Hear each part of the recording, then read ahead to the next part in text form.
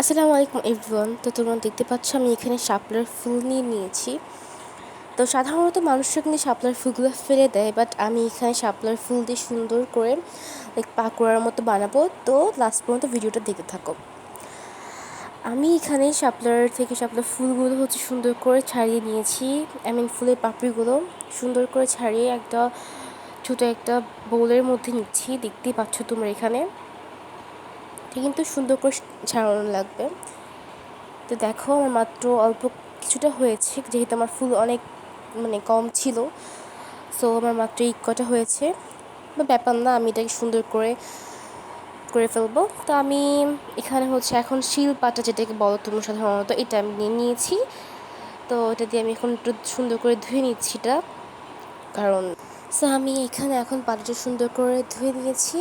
তো আমি এখানে ফুলের পাপড়িগুলো বেটেও নিয়েছি, হাফ দিয়েছিলাম বেটে। তো লাস্টে আমি তোমাদেরকে একটু দেখাচ্ছিলাম যে আমি আবার বাটতেছি।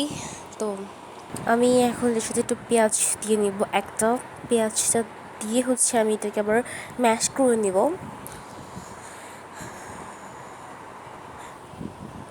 আশা করি তোমাদের ভিডিওটা অনেক ভালো লাগবে, যেহেতু তোমরা এটা বাসায় ট্রাই করে দেখতে পারো, অনেক মজা লাগে, অনেক পরিমাণ। আমি এখানে পেঁয়াজটা এখন সুন্দর করে ম্যাশ করে নিচ্ছি। তো পেঁয়াজটা ম্যাশ করার পরে আমি এখানে 4টে মরিচ দিয়ে নিব একটু ঝাল হওয়ার জন্য। তোমরা চাইলে তোমরা যদি না কেউ ঝাল খাও তো নাও দিতে পারো, বা যদি কেউ অনেক বেশি ঝাল খাও তো বেশি মরিচ দিবা। আমি এখানে মরিচটাও ম্যাশ করে নিয়েছি। আমি এটা এখন সুন্দর করে গুছিয়ে নিচ্ছি, যে আমি লাস্ট বার আমি আরেকটা ফিনিশিং দিচ্ছি। আমি এখানে একটু লবণ দিয়ে এটাকে সুন্দর করে মিক্সড করে নেব।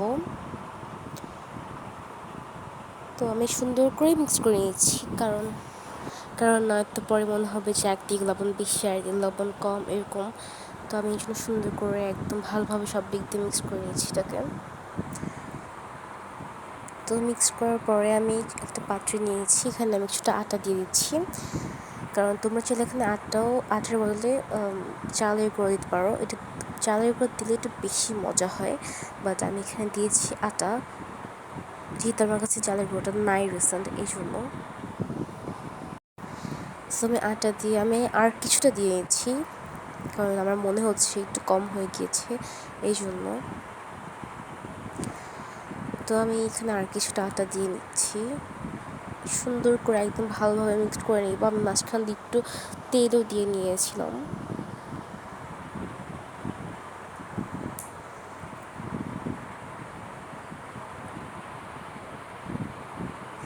আমি এখানে আর একটু লবণ দিয়ে নিচ্ছি, কারণ আমার আটা দেওয়ার পর মনে হচ্ছে যে লবণটা একটু কম কম লাগবে, এই জন্য আমি একটু লবণ দিয়ে নিয়েছি আবার।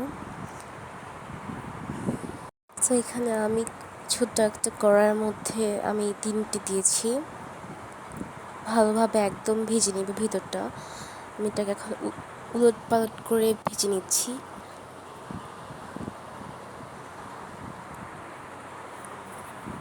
অনেক সুন্দর করে ভেজে নিবা, নয়তো ভিতরটা কাঁচা কাঁচা মনে হবে। সো দেখো ফাইনালি কত সুন্দর হয়েছে আমারটা। তোমরা এই ভিডিওটা ভালো লাগলে তোমরা অবশ্যই ট্রাই করে দেখবে। এটা অনেক অনেক অনেক মজা হয়েছে, আম্মুও বলেছে মজা হয়েছে অনেক পরিমাণ। সো দেখা হচ্ছে নেক্সট ভিডিওতে। আল্লাহ হাফিজ।